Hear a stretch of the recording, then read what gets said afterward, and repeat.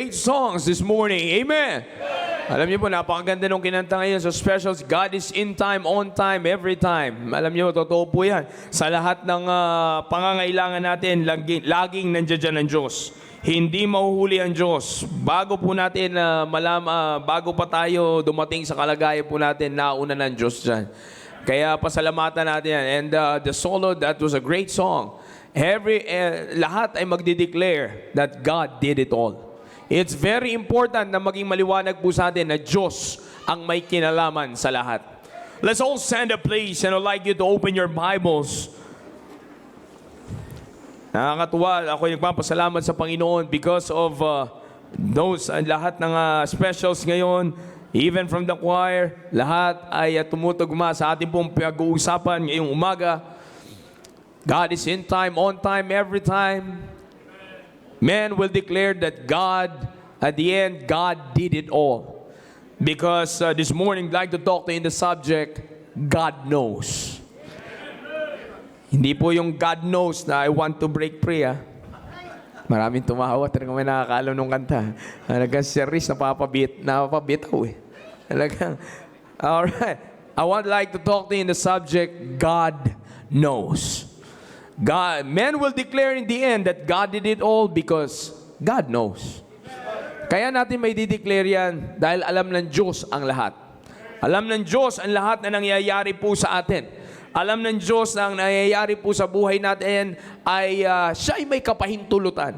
Ano't anumang sabihin natin tao, lahat po yan, lahat ng nangyayari po sa atin ay may kapahintulutan ng Diyos. And like for example, don't worry, this is now part of the preaching. As part of this introduction, we would like to start it by once again showing to us that we are now back. Kung titingnan po natin, bagamat naka-face mask tayo, but again, tayo po ay bumalik na where we used to be before. It's a great blessing na tayo po ay, tingnan mo, siksikan tayo ulit sa auditorium. Naalala po sinabi ni Pastor, kung wala tayo nito, imagine sila ay pupunta lahat dito. Saan tayo pupunta ngayon ito? You see, ibig sabihin, ano pong itsura meron tayo dito? Mas masahol na tayo di hamak sa sardinas na nasa lata. You see? Kaya iba, alam ng Diyos ang mga nangyayari. Alam ng Diyos ang nangyayari sa buhay po natin. Kaya binigay ng Diyos yung virtual crowd natin, not because para may mapauso lang tayo, whatever. No. Plano ng Diyos na palaguin ang kanyang gawain. At akala ng tao, malilimitahan niya ang Diyos sa auditorium natin, hindi nila alam, ay umabot yung auditorium natin na ibang bansa, umabot tayo ng ibang probinsya. You see? Lumawak lalo yung auditorium po natin because God knows. God knows. You see? Like I said, bumalik na po tayo where we used to be before at hindi na po kaila sa ating lahat. Na kung tayo man ay bumalik na sa sitwasyon na meron tayo noon, even the attitude of the people as well, ay bumalik na rin ang mga tao kung sino sila noon. The problem is, masaya tayo, bumalik tayo sa kung ano tayo noon at lumago tayo, but there's a problem because the people ay bumalik din kung sino sila noon. I hope nakukuha niyo po yung pinag-uusapan po natin. Alam mo? Bumalik din sila kung sino sila noon. If we are going to recall, from the past 2 years, yung mundo po natin is really down hard. Alam natin, kung babalikan natin ulit noon, the world is totally down. As in, down hard, that even, sabi ko nga before, powerful nations can't do anything about it. Can't do anything about it. Etong 2 pandemic years po na ito, dahil binagsak niya po ng totally ang mundo at pinahintulutan ng Diyos mangyari yan, alam ng Diyos na mangyayari yan bago pa dumating yan, pero pinahintulutan niya. You see? And it's because of the reason na in-expose niya itong 2 pandemic years na meron po tayo has exposed a lot on humanity and even Christianity. Marami siyang in-expose during those times when it comes to the world, in-expose niya sa mundo na all will come back to God and recognize His authority. Kaya nga kanina, napakaganda nung kinanta po ni Ma'am Ara nito eh. Lahat, in the end, men will declare God did it all. Kaya kasi nangyari na yan before. Pinatunayan ng Diyos na babalik kayo sa akin at ako pa rin ang kailangan ninyo. You see, ano naman po ang pinakita niyan? Speaking of Christianity, makikita naman po natin na in-expose din ng Diyos ang pagpapaalala niya sa mga Kristiyano kung ano ang totoo nating kalagayan bilang Kristiyano during those times. In-expose ng Diyos kung ano ang kailangan nating ayusin sa sarili natin bilang isang Kristiyano. In-expose ng Diyos kung anong relationship meron talaga tayo sa Diyos during those 2 years. You see, like I said, many of us has come to the realization ng katotohanan na during those years, ang mundo ay naghahanap sa Diyos. Hinahanap ng mundo ang Diyos. Lahat ay umiiyak sa Diyos. Lahat ay binabanggit na sa Diyos na lang lahat. Ipagpapa sa Diyos na lang natin lahat. Powerful nations say nakakala mong hindi na kinikilala ang Diyos, kinilala ang Diyos. Kinilala ang Diyos during those times. But moving forward sa panahon po natin ngayon, it seems like people are once again slowly neglecting God again. Ang nakakalungkot po na usapan is that mukhang bumabalik na naman ang tao ngayon sa pagkalimot at sa pag-neglect sa Diyos. You see, we are once again taking matters in our own hands. You see, napapansin nyo ba? Maaaring hindi po natin nakikita ito. But ngayong umaga ay muli nating balikan. Na makikita natin even the news, in the social media, even sa mga kalagayan ng tao po ngayon, people are now once again taking matters in our own hands, not considering na meron tayong Diyos na tinakbuhan during those times na wala tayong magawa. Naalala niyo po, wala talaga tayong magawa. Like I said, hinahanap ang Diyos. Pero ngayon, mukhang yung paghahanap sa Diyos na priority noong time na yon, ngayon ay mukhang hindi na naman priority.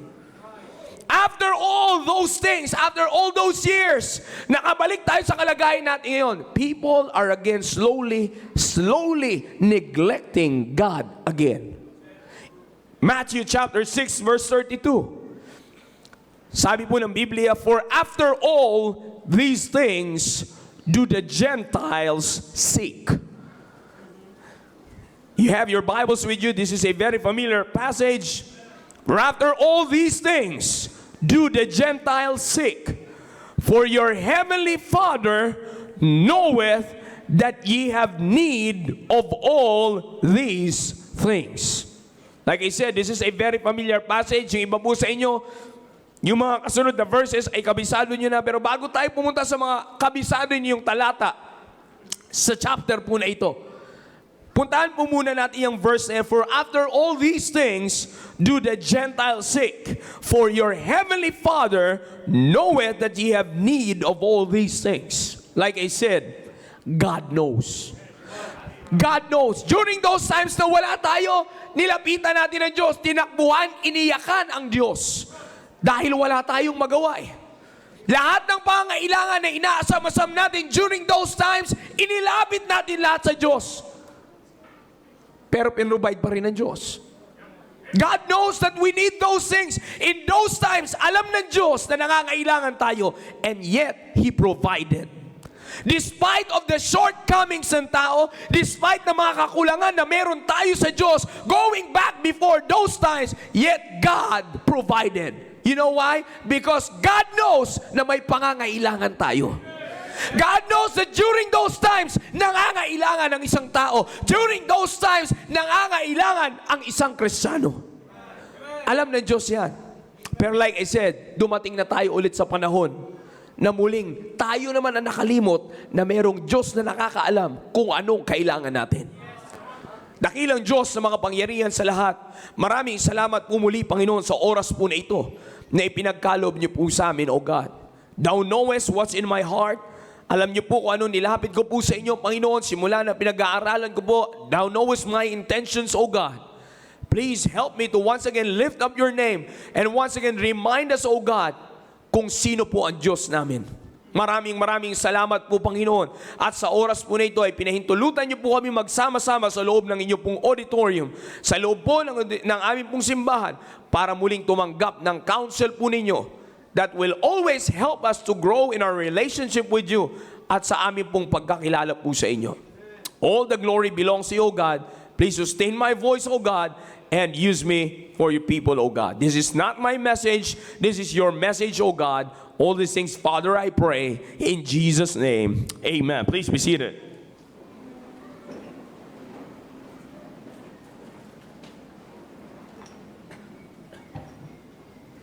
Like I said, mga kapatid, during those times, alam ng Diyos na may pangangailangan tayo.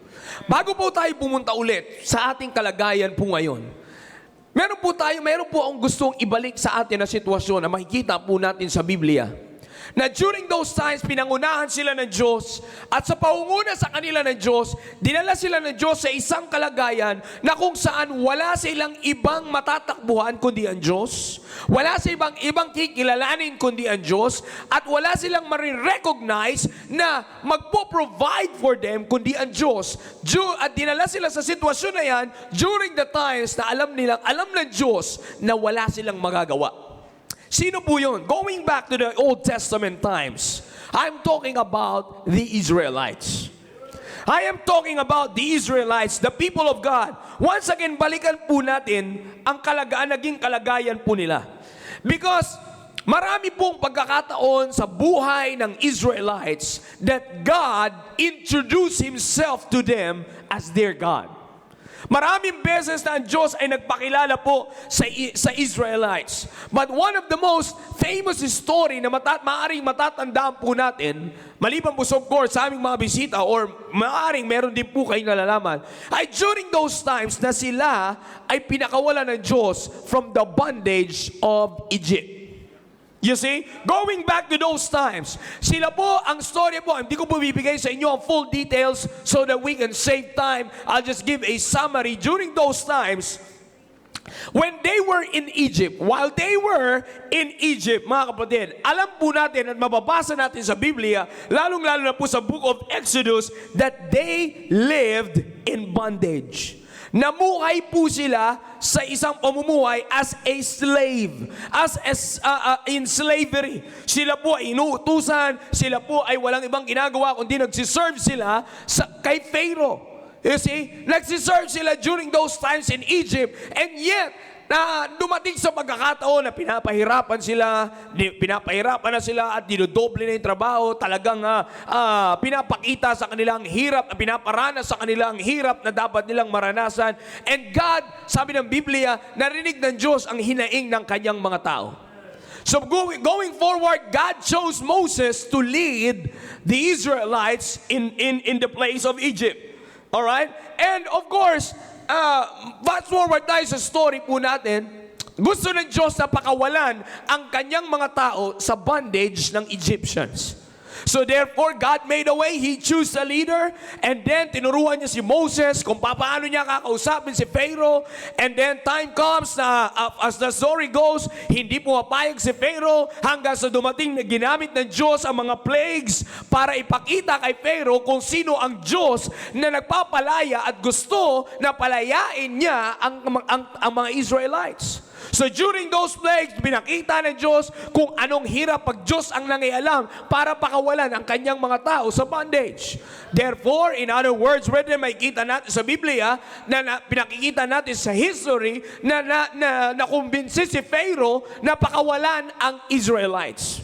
So during those times, like I said, ginamit si Moses, ginamit yung plagues, nakawala sila in Exodus chapter 13, verses 17 to 18. Sabi po dyan sa verse number 17 ng Exodus chapter 13, and it came to pass when Pharaoh had let the people go, then God led them not through the way of the land of the Philistines, although that was near. For God said, lest peradventure the people repent when they see war, and they return to Egypt. Verse 18, but God led the people about through the way of the wilderness of the Red Sea, and the children of Israel went up harnessed out of the land of Egypt. So makikita po natin dyan, even sa kanilang pag-alis, tingnan niyo po kung paano sila ginaid ng Diyos sa kanilang pag-alis sa Egypt. Meron silang madadaanan dapat, mapupunta dapat sila sa daanan, papunta sa mga Philistines. Pero para hindi sila mapaaway doon at makubinsing bumalik sa Egypt, iniwas sila ng Diyos doon. You see? So kamay na naman ng Diyos, nanguna na naman sa kanila ang Diyos. So nakaalis po sila, and then, here comes their time in the wilderness. And during those times, habang sila po ay paalis, alright? Habang sila po ay nag-journey na in the wilderness, while they were journeying, and they were come to the point, nandoon na sila sa edge of the wilderness, ay pinakita po sa kanila ng Panginoon talaga kung papaano po niya pinapangunahan ang Israelites. Again, like I said, they are freed and they are led by God. And then, as they journey in the wilderness, makikita po natin that in verse number 21, in verse number 22, makikita po natin yung gabay ng Diyos sa kanila. Again, let me remind you, umalis sila sa isang lugar na ang dala lang nila ay ang kanilang pamilya at ang kanilang mga gamitan. In other words, wala pa silang nai-establish for themselves to protect them. Wala silang nai-establish para i-guide mismo ang kanilang sarili. Sino lahat ang kumikilos? Diyos. You see, pinapakita ko po sa inyo na maigi. So therefore, sa kanilang paglalakbay, of course, as they travel, maraming importante na kailangan. You see, they're traveling day and night.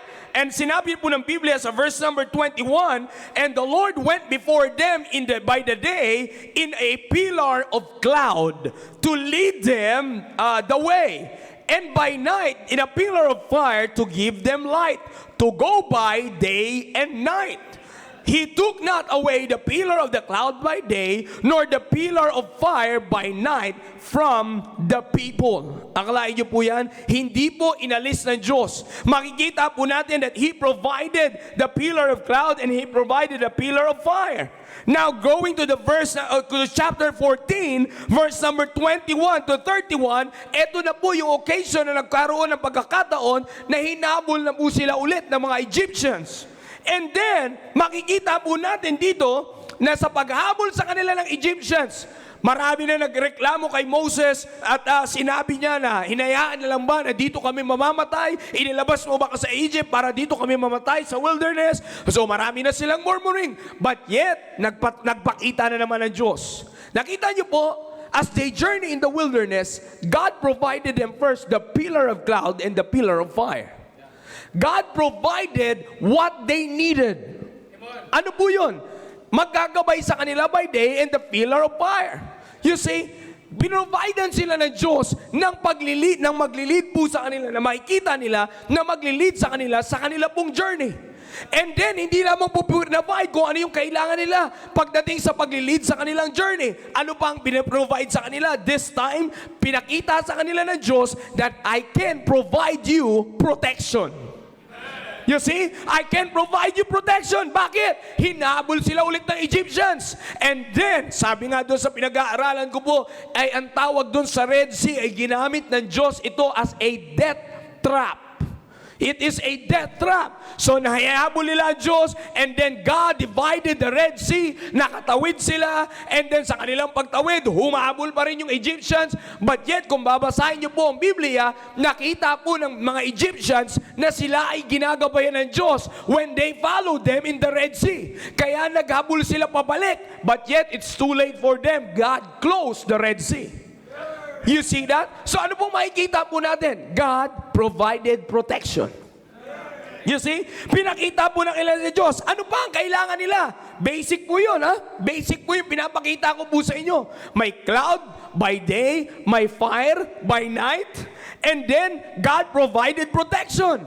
Ano pa ang kailangan nila? Of course, as you journey, napakahalaga ng pagkain at tubig. You see, on a journey, it's very important na hindi natin kakalimutan na magdala ng tubig at magdala ng pagkain. You see, kung iba nga po sa atin, isang katakot-takot na chichirya ang dala habang bumabiyahe. Saan pa biyahe yun? Mula lang church hanggang bahay. What a journey. You see? Ibig ko po sabihin, napakalaga po. Yun lang pinapakita ko. Napakalaga. Hindi yung chichirya, may mga doctors tayo, makapagalitan tayo na. Alam mo yung sa IP, tinuturo po yan, di ba Sir Conrad? Amen. Alright, so, katulad mo na sinasabi ko, yan po napaka-importante. At yan po ang nireklamo nila sa Diyos when they were in the wilderness. But the first time when God provided water to them, nandun pa sila sa lugar na hindi ka nais-nais yung tubig. They were in the place of Marah na kung saan ang tubig doon is hindi pleasant. In chapter 15, verse number 24 and 27, sabi nila dito, and the people murmured against Moses saying, what shall we drink? You see? And nandun po sila sa lugar ng Marah, and yung tubig po sa Marah, aside po ng Biblia sa verse 23, hindi po pwedeng inumin because the water is bitter. Akalain niyo po yung tubig bitter? Pambira, no? Sinong magsiyang uminom nun? Sa haba-haba ng biyahe, sa haba-haba ng biyahe mo, pambira, nagbiyahe ka na sa wilderness, tuyo-tuyo na lalamunan mo, sing iinumin mo, bitter pa yung ano. Ay talagang bitter yung tao, sir eh. Nagmurmur sila eh. Oh, naging bitter talaga sila eh. Nagmurmur eh. You see? But then, ano pong ginawa ng Diyos? Kung itutuloy po natin, and down to verse number 27, sabi po dyan, and he cried, si Moses, and he cried unto the Lord, and the Lord showed him a tree, which when he had cast into the waters were made sweet. Akalain niyo po yung ginawa ng Diyos? Okay, kailangan niyo ng tubig. Sabi niya, paano namin iinumin yan? Bibigyan mo kami ng tubig. Ang pangit-pangit ng lasa. Anong sabi ng Diyos? Akong bahala. Alam kong pangit ang lasa niyan. Kaya nga patatamisin ko. You see, akalain mo, yung first water, ano pala ito, na may lasang tubig. Sweetened water. Nang bawal sa diabetic yata yun.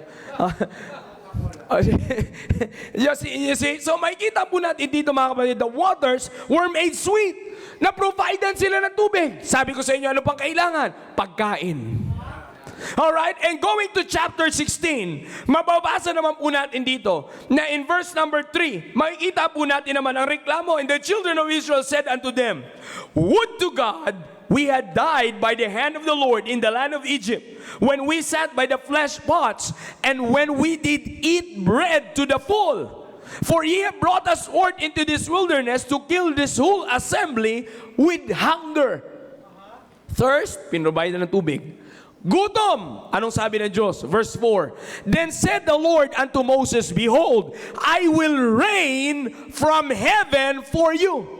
Magpapaulan ako mula sa langit para sa inyo. Hindi tubig yung papaulanin, mga kapatid. And the people shall go out and gather a certain rate every day, that I may prove them whether they will walk in my law or no.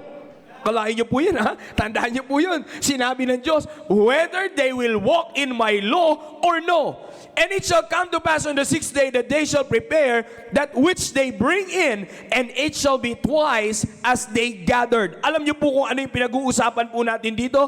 Ang pinag-uusapan po natin dito ay walang iba kundi yung manna. Sa verse number 31, and the house of Israel called the name thereof manna, and it was like a coriander seed white, and the taste of it was like wafers made with honey. Yun yung pinaulan ng Diyos galing langit para kainin nila. So ano po makikita, ni-establish ko po sa inyo dito? Again, pinrovide ng Diyos ang kanilang pillar of cloud, pillar of fire. Pinrovide ng Diyos ang kanilang pangalis ng uhaw. Pinrovide ng Diyos ang kanilang pangalis gutom. Pinrovidean pa sila ng protection sa sino mang kakalaban o aalipusta sa kanila. You see, ano pong makikita natin sa mga pinrovide ng Diyos? All of these things are the basic needs. All of these things ay mga basic na pangangailangan ng tao. All of these things are the basic needs. And in their 40 years journey, with murmuring and sinning against God, still, He provided. May murmuring na yon, may akalain niyo po yun, ha? May murmuring na yon, meron pang pagkakasala laban sa Diyos, pero nag-provide ang Diyos. Bakit? God knows. God knows. Alam ng Diyos na kahit na ganun sila kasama at ganun sila may problema, wala talaga kayong magagawa sa buhay ninyo. Ako pa rin ang tatakbuhan ninyo. Ako pa rin ang kailangan nyo. Like I said, God knows. The main point of their journey, mga kapatid, ay hindi lamang sa provision and protection ng Diyos. But the main point on this journey is the introducing of God ng kanyang sarili para simulan nilang i-recognize kung sino ang Diyos nila. I hope nakuha niyo po ang ating pong ini-establish. What I'm trying to establish here, brethren, na makita po natin, inintroduce ng Diyos sa Israelites kung sino ang Diyos nila. Inintroduce ng Diyos sa Israelites kung sino lang ang kailangan nila. Inintroduce ng Diyos sa Israelites na hindi nyo kailangang mangamba kung saan ko kayo dadalhin dahil ako ang Diyos nyo at alam ko ang pangangailangan nyo. You see, ipinakilala ng Diyos for 40 years. God did it all for them so that they can survive and reach the what? The promised land. Akalain nyo po, pinrovide ng Diyos yan sa kanila. Now, brethren, moving on in our time today, hindi tayo naka-experience ng 40 years. Pero nagkaroon tayo ng 2 years. Hindi tayo naka-experience ng 40 years, but we did experience a 2 years kung paano ni-reintroduce ng Diyos ang kanyang sarili sa tao. Nakita niyo po ba mga kapatid, kung babalikan natin, those were the times sa kung saan inintroduce muli ng Diyos ang kanyang sarili sa tao. We can all share stories kung paano nag-provide ang Diyos sa buhay natin at nagprotekta ang Diyos sa buhay po natin. You see? Kaya po tayo ay may kanya-kanyang kwento dyan. I hope the parents and the adults here, mga pamilya, you have your own stories. You have your own stories na hindi mo na alam kung anong kakainin nyo bukas kasi wala trabaho, lockdown eh. You see, marami tayong ganyang kwentong narinig. Now, like I said, may kanya-kanya po tayong storya na pwede po natin sabihin na those were the times na wala kang ibang kinapitan kundi ang Diyos. Wala tayong ibang kinapitan kundi ang Diyos. Now, during those times that we are having a hard time, nirecognize natin ang Diyos. At nirecognize natin, sinabi natin sa sarili, wala na talaga. Diyos na lang ang bahala. Wala na talaga, wala na akong magagawa. Hindi ko alam kung saan tayo kakain. Tumitingin kayo, may mga story tayo during those times na tumitingin kayo sa anak nyo. Hindi nyo alam kung paano siya bubuhayin sa linggo na ito. Hindi nyo alam kung paano kayo magsusurvive. Kaya nasabi nyo lang, bahala na si Lord. Bahala ka na po, Panginoon. Nasa iyo na po lahat. You see, like I said mga kapatid, meron tayong kanya-kanyang stories and we hold on to Him, mga kapatid. But now, kaya ko po ito muling dinadala sa inyo because people are starting once again on having a hard time kung ano, paano kilalanin kung ano ang ginawa niya sa atin. Mga kapatid, muli nating siyasatin ang sarili natin sa oras po na ito. Nasa panahon na naman po tayo muli. Kung iyo pong papansinin na marami na namang tao ang nagkakaroon ng hirap sa pagkilala sa kung anong ginawa ng Diyos during those times na wala tayong magawa. Dumarating na naman sa punto na mga tao ay tamad na naman magpunta sa simbahan. Dumarating na naman ang tao na kung saan nakukontento na lang ang tao na umutin ng service na sila lang ay nakahiga sa kanilang tahanan. Dumarating na naman ang punto na sa tao, lalong-lalo nakakalungkot sa isang Kristiyano na pinapanguna ang kanyang trabaho kaysa bubuo sa simbahan at maglingkod sa Panginoon. Nandoon naman po tayo sa mulingan. Mga kapatid,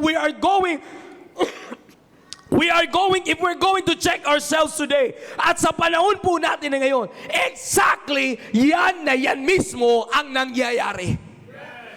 Exactly, yan na mismo ang nangyayari. Marami pong mga tao ngayon ang nagiging tradisyonal lang muli ang kanilang pagkakilala sa Diyos.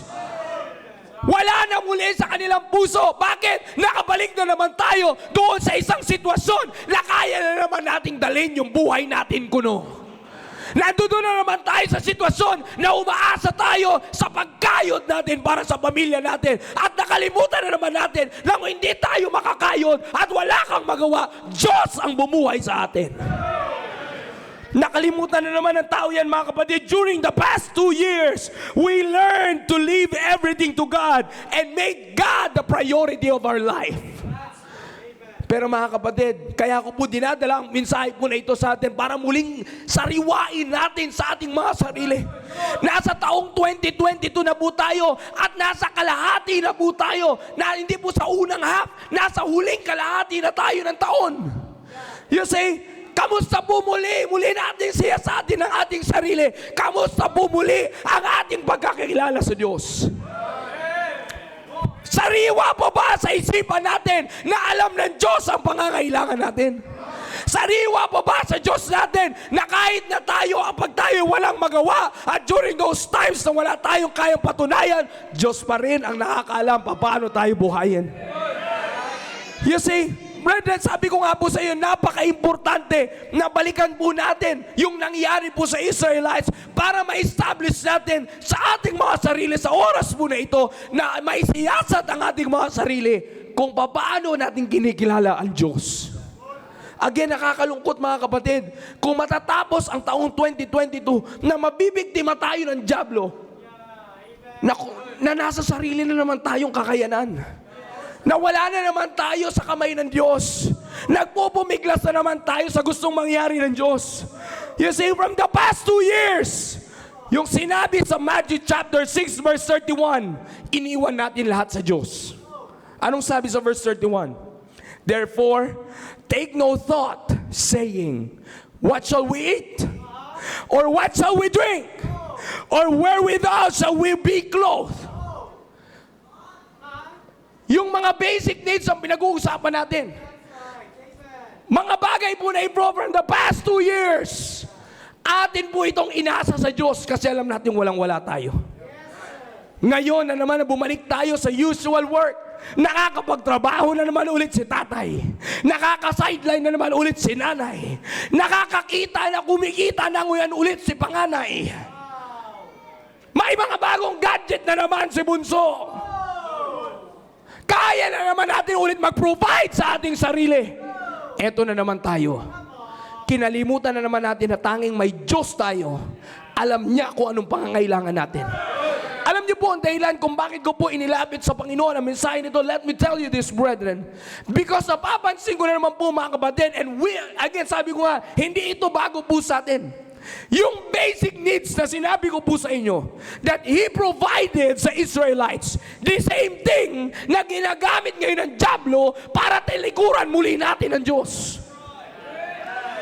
Let's be honest to God, brethren. Maraming mga tatay at maraming mga nagtatrabaho po sa atin ngayon dito. Let's be honest. Yung basic things na gusto nating i-provide sa sarili natin ay muling ginagamit ng dyablo para talikuran natin kung ano yung ginawa ng Diyos during those times na hindi natin kayang i-provide yan.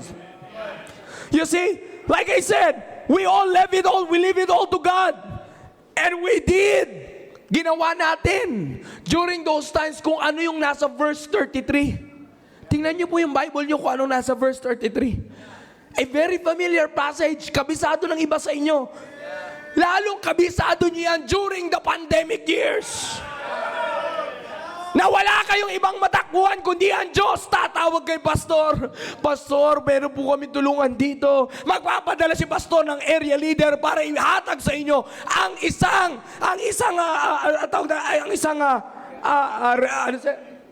yung mga rasyon na hindi nyo nakukuha sa mga barangay. Nakakakuha tayo ng ayuda na kahit na hindi kayo pumila sa barangay, may dumadating sa inyo galing sa simbahan, galing sa tahanan ng Diyos na i-provide sa inyo ng Diyos. You see, kaya nga sabi mo natin, anong una dyan, yung verse 33 na sinasabi dyan, ano po yan? But seek ye first. Seek ye first. Seek ye first. During those times, talaga naman, yung number 1 natin sa Diyos na sa pinakatuktok pa. Kung paano natin isik ang Diyos, talaga namang first na sa buhay mo. Nung sariwa pa, after the first year, sariwa pa. First pa rin ang Diyos. Number 1 pa rin si Lord. Nandito na tayo ngayon sa 2022. Ba't ang hirap bumalik ng tao sa simbahan? Bakit traditional na lang ulit ang pagpunta natin sa simbahan? Sabi nga ng pastor natin, gigil na gigil tayo pumunta noon sa church, pero ngayon gigil ka na rin, nasa bahay ka lang. You see that, brethren? Now let's see the truth here. Sabi ko po sa inyo, yung verse 31, inaasa natin lahat sa Diyos. Tapos ginawa natin sa verse number 33. Bakit? Because alam na naman natin at bumalik sa isipan natin at nilagay ulit sa Diyos sa isipan natin, alam ko ang pangangailangan mo. Ako ang kailangan mo. Bumalik tayo. Kaya nga mga kapatid, alalahanin muna natin sa ating sarili sa araw po na ito na wag po nating i-take for granted kung ano ang ginawa ng Diyos at ano ang pinapagawa ng Diyos at inuutos siya sa atin para muli tayong bumalik sa tamang pagkakilala sa Diyos at palaging maging sariwa sa isip natin na umalwan man ang buhay. Alalahanin pa rin natin that God knows. Diyos lang ang nakakaalam kung anong kailangan natin. Kaya nga sinabi mo ng Biblia, seek ye first the kingdom of God and His righteousness. Mga kapatid, His kingdom. Pag pinag-usapan po yung kingdom, pag pinag-aralan po natin yung word ng kingdom po dito, it signifies His authority. Mga kapatid, there's no kingdom kung walang authority. In every kingdom, authority is very important. At sino yung may authority dyan? The king. Kaya nga kingdom eh. You see, the king is the authority of his kingdom. Ang pinapagawa sa atin ng Panginoon, lahat ng mga pangangailangan natin, He can provide it to us. Just the first thing that we have to do is to seek His authority. Alam niyo po ba mga kapatid, ito na naman ang tinatanggal ng dyablo sa buhay po natin. Inaalis niya sa atin ulit na gawin nating pangunahin na isig yung authority ng Diyos sa buhay natin. Kaya nga sa panahon po na ito, sabi ko sa inyo kanina, tayo na naman ang authority. Tao na naman ang may authority. Umaasa na naman tayo sa tao. Umaasa na naman tayo sa politiko. Umaasa na naman tayong gaganda ang bansa na ito kasi magaling yung tumayong politiko. Sinasabi ko sa inyo mga kapatid, from the past 2 years, walang magaling na politiko. Meron lang Diyos na nakakaalam kung ano pangangailangan mo. Napansin nyo ba nung eleksyon? Magpapatayan, magkababangayan. Iisang simbahan, nagtatalo-talo. Meron na ba sa atin nag-away dito na? Hindi ka nakapag-soul winning nung Saturday ah. Hindi, nag-soul winning ako. Walang nagtalo sa atin ng ganyan. Pero marami tayo nagtatalo dahil sa nagpapagalingan tayo ng aasahang tao. Samantalang nung nakaraan, yung inaasahan mo ngayon na politiko walang nagawa, tumakbo ka lang sa Diyos mo. Again, inuulit ko mga kapatid, sariwain natin sa ating sarili. Masakit man tanggapin ito, pero tanggapin natin ang katotohanan na mas walang nakakaalam sa Diyos ng pangangailangan natin maliban sa Kanya. His kingdom represents His presence, His authority. At ang sabi ng Biblia, and His righteousness. Ano yung righteousness ng Diyos? The righteousness represents the perfection of God. Kaya nga sabi ko po sa inyo kanina walang tao na pwede natin ipagmalaki sa mundo na ito na makakapag-provide ng pangangailangan natin maliban sa Diyos. Alam ng Diyos kung anong kailangan natin. Alam ng Diyos kung kailan natin kailangan. You see? Yan po ang alam ng Diyos. Kaya nga sabi ng Biblia, by seeking first these two things, all we needed will be provided. Hinuulit ko po, by seeking these two things first. Ano yun?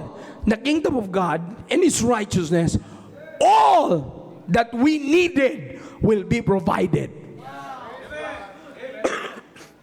Mga kapatid, maaaring sabihin po natin, marami po tayong pagdududa ano mang sabihin natin.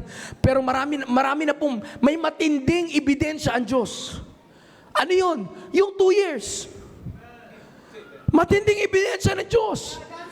You see, mga kapatid, from the past 2 years, pinakita ng pulpito po na ito, maraming mensahe tayo napakinggan dito kung paano ka dapat magtiwala sa Diyos, ano dapat na maging pagkakilala mo sa Diyos, anong iniatid sa atin ng 2 taon na yon na pinintulutan mangyari ng Diyos. Lahat yun sinang-ayunan natin. Pero may pagkakataon sa buhay natin na ngayong bumalik tayo sa meron na naman tayong kakayanan, meron na naman ang taong may pagbabalaki, makakabuelo na naman tayo sa gusto nating gawin, makakapagpatuloy na naman tayo na makakapagtrabaho tayo, and we can provide for our family. Mga kapatid, lagi kong ang sinasabi po ito sa area po namin, kahit na anong gawin mong pag-overtime, kahit na anong gawin mong pagsubsob ng trabaho, pag sinabi ng Panginoon na magpahinga ka sa bahay, magkasakit ka, dahil ako ang dapat mong kilalanin na magpo-provide sa iyo, hindi ka makakapasok.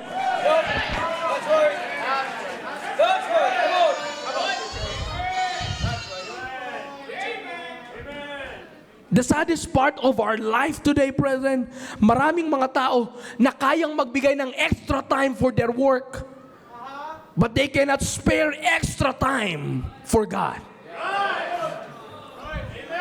You can go overtime just to receive the overtime payment.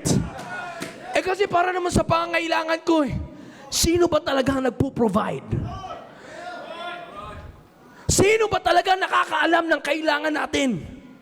You see, sabi ko nga po as you can see, brethren, kaya nga po na tayo magpasalamat dapat sa Panginoon because we are in a church na kung saan minsan tinatawanan natin, minsan maaaring iba sa inyo ay nagtataka at minsan iba sa inyo ay nagkakaroon ng pag-iisip, bakit kaya tapos ng simbahan, tagal pa nila dyan, nagpi-fellowship pa si dyan, para kaya saan yung mga yan?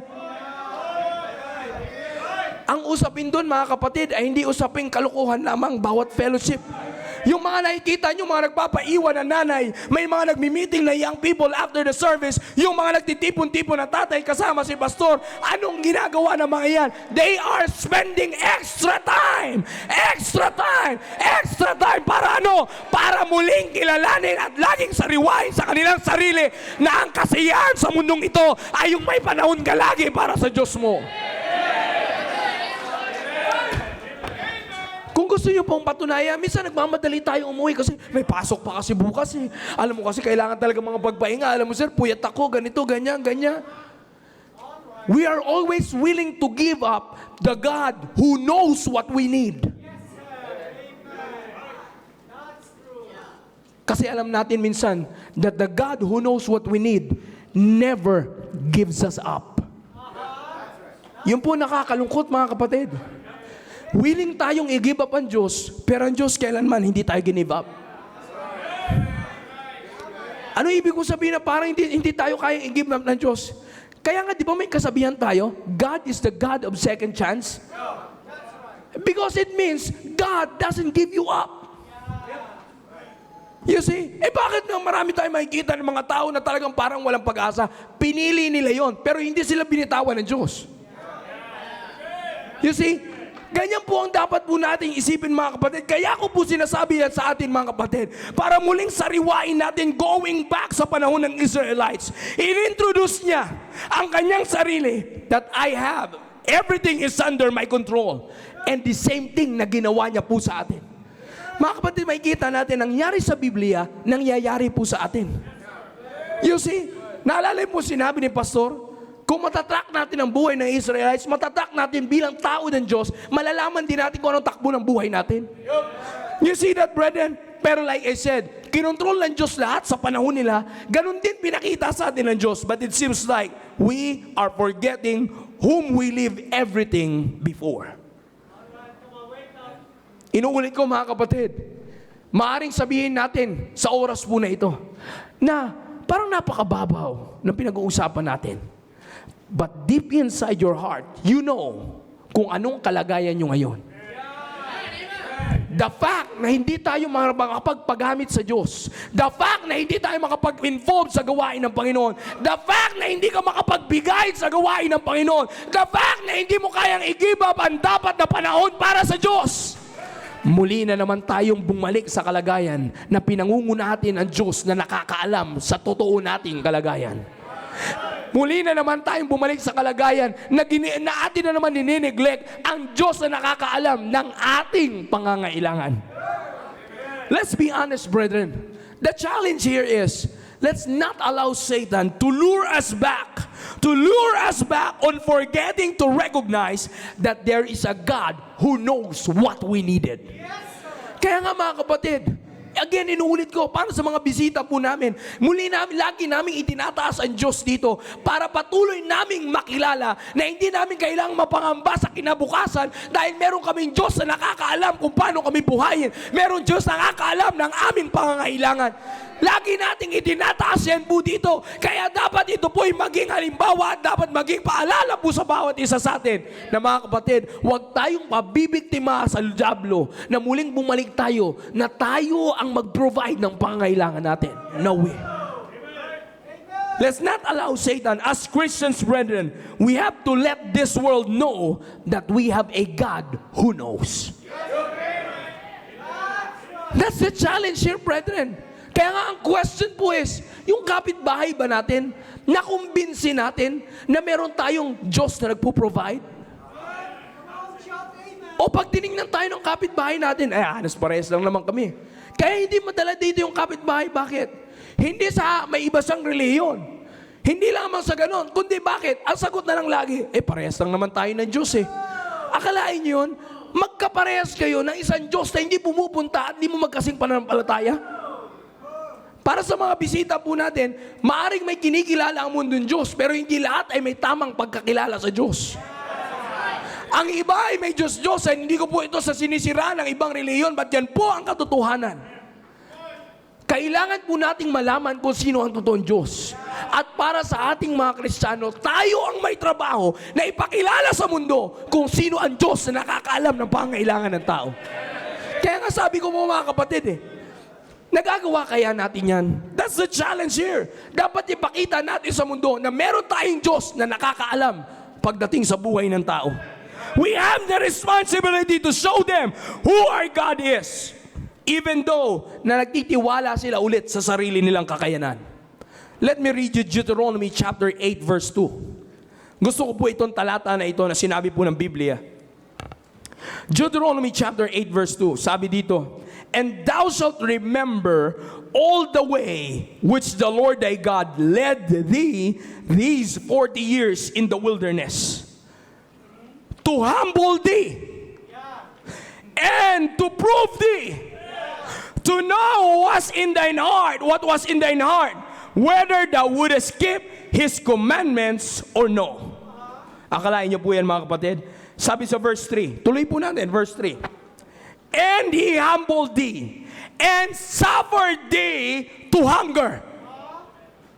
Kita niyo po ang ginagawa ng Diyos? He suffered thee to hunger. Grabe naman, ginugutom tayo ng Diyos. Ano yung kasunod? And fed thee with manna. Pinaranas ng Diyos sa kanila ang gutom nila sa mundong ito para ipakain sa kanila ang pagkakain na nanggagaling sa langit, na nagbusog sa kanila at sumobra pa sa pangangailangan nila.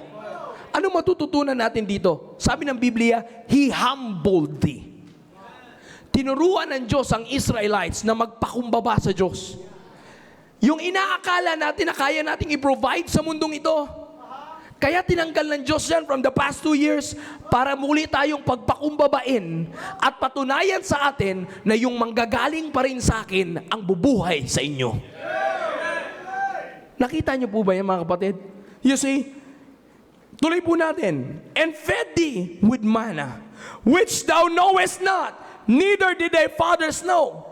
Kasi kung babasahin niyo po yan sa mga nakaraang pang chapters bago po itong chapter 8, hindi nila ma-describe kung anong pagkain yun eh. Kasi nga hindi panlupa. You see, hindi galing sa lupa, galing sa langit. Paano ma-describe ng tagalupa? You see, ano po sabi? That He might make thee know that man doth not live by bread only. Nasa Old Testament pa po tayo. Ano pa sabi ng Biblia? But by every word that proceeded out of the mouth of the Lord, that man live. Saan po tayo mabubuhay? Familiar ba yung verse na yon? Meron ba sa New Testament? Man shall not live by bread alone, but by every word that proceeded out of the mouth of God. Dito nakasalalay ang buhay natin, mga kapatid. Dito nakasalalay ang buhay natin. Kaya nga huwag tayong magpakamatay sa mundong ito para lang isustain ang physical nating buhay, dahil dito pa rin tayo nabubuhay at alam ng Diyos na ito pa rin ang kailangan natin para mag-survive tayo sa mundong ito.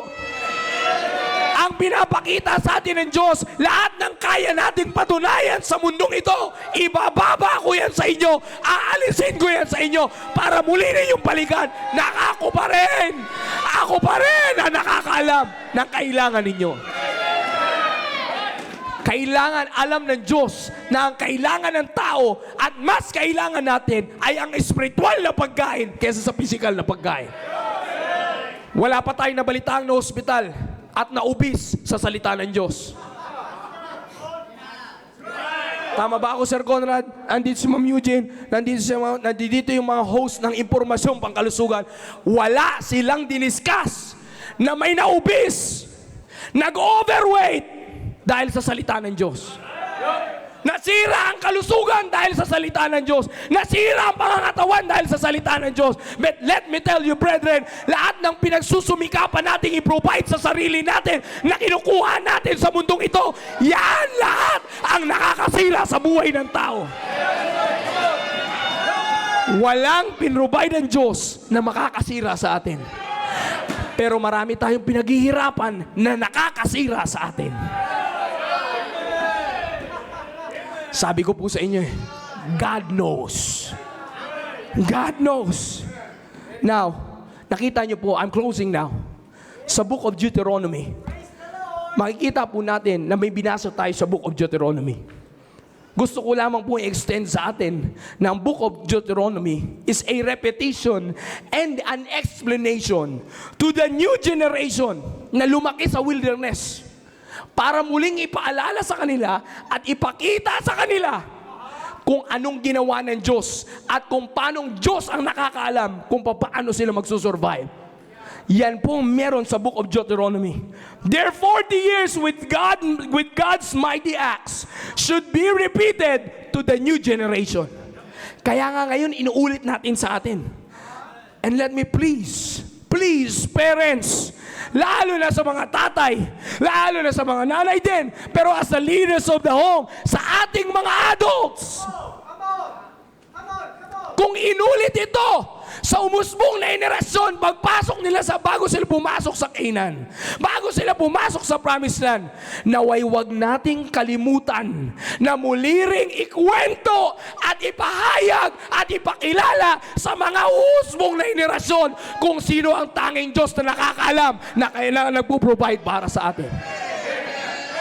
If we are not going to be careful on this matter, brethren, lalo na sa atin ng mga adults, lalo na sa atin ng mga parents, we will have a new generation na magpapatuloy na gagawin lamang ang Diyos na second priority kasi ignorante sila sa mighty acts na ginawa niya sa buhay natin.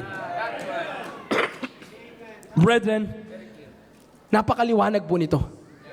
Hindi po biro ang bagay po na ito. Meron tayo ditong team preparation, meron tayong team focus. Kung lilingon kaya sila sa atin na may mga pamilya, kung lilingon kaya sila sa ating mga lalaki na leader ng tahanan, makikita kaya nila sa atin na priority nila atin ng Diyos. Tandaan po natin, may responsibilidad tayo. Dahil ipinapakita sa atin ng Diyos that man shall not live by bread alone. That pinakita sa atin ng Diyos that the Father knoweth that ye have need of these things. Ano yun? The basic things. The priority, physical needs. Alam ng Diyos na kailangan natin yan.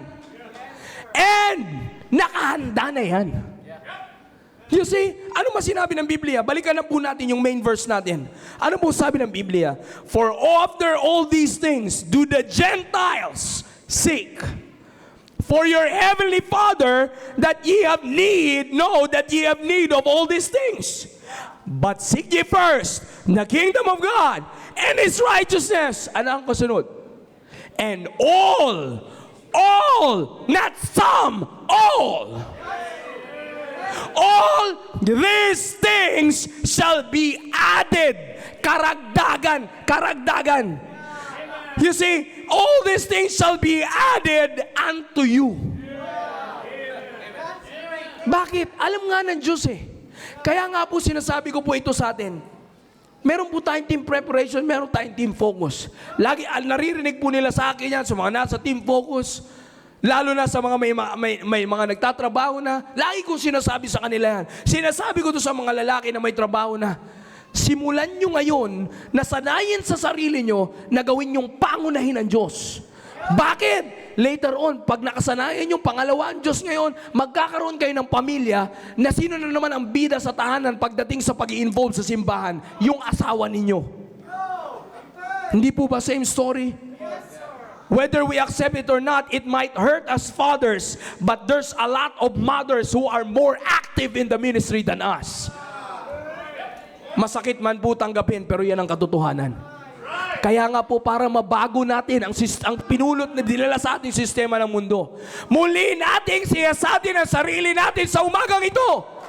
Lumabas tayo ng simbahang ito na muling maliwanag sa ating isipan na hindi natin kailangan i-prioritize kung ano ang pangangailangan natin. I-prioritize muna natin ang Diyos na nakakaalam ng pangangailangan natin. By doing that, mahahawa ang pamilya natin. Lalabas tayo lahat at may uusbong na henerasyon na hindi kailanman kakalimutan na gawing pangunahin ng Diyos na nakakailam ng pangailangan natin. Mga kapatid, ngayong umaga, I'm done. Tayo po nakakaalam sa kalagayan natin. It's just between you and God. Huwag muna tayo tumingin sa ibang pamilya, huwag muna tayo tumingin sa ibang tatay, huwag muna tayo tumingin sa ibang nanay. Tumingin muna tayo sa sarili natin. Sariwa pa ba sa atin yung mga panahon na wala tayong man tinakbuhan, kundi yung Diyos lang na may nakakaalam kung anong pangangailangan natin. Kung sariwa pa yan sa isip natin ngayon, sa sarili natin, therefore, panatilihin natin na siya pa rin ang pangunahin sa buhay natin. It's just between you and God. Our most gracious Heavenly Father, I've done my part, O God. Thank you for this great message that you have given to us. Thank you once again, O God, na pinaintayulutan niyo po kaming masiyasat, ma-check sa aming mga sarili kung parehas pa rin po ba ang pagkakilala namin sa inyo. Ngayon na bumabalik kami, Panginoon, sa maalwang kalagayan, muli nakakabalik sa trabaho, muli ngayon kami nagkakaroon ng kakayanan na amin pong abuhayin ang aming pong pamilya. Pero Panginoon, nawa Panginoon, huwag niyo pong pahintulutan na kami ay linlangin ng dyablo at dalhin sa isang sitwasyon na magtiwala muli kami sa sarili namin at kalimutan namin na merong Diyos na nakakaalam ng pinakakailangan namin. Na may mangusap po kayo sa bawat isa po sa loob po ng auditorium na ito. And even sa mga virtual attendees po namin, Panginoon. Please, O God, move within our hearts, O God. Help us to be honest in our condition. Nang sa ganun ay patuloy po namin i-recognize ang inyo pong authority sa buhay po namin. Kausapin niyo po ang bawat isa po sa amin.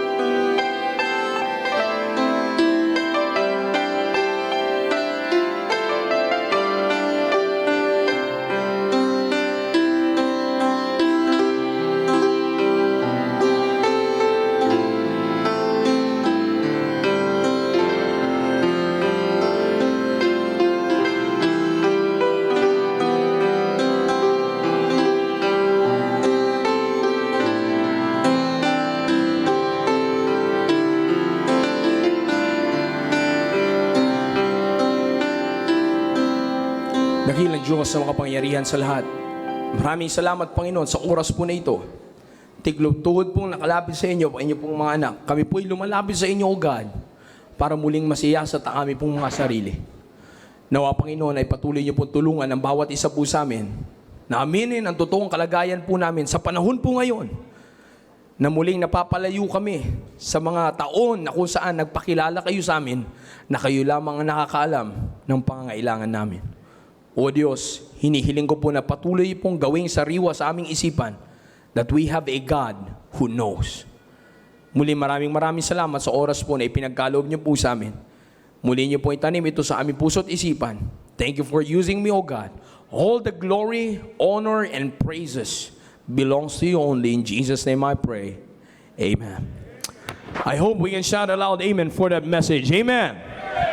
Amen. Amen. Amen. Praise the Lord that we have an omniscient God, omnipotent and omnipresent God. Amen. Amen. All right. And ngayon po,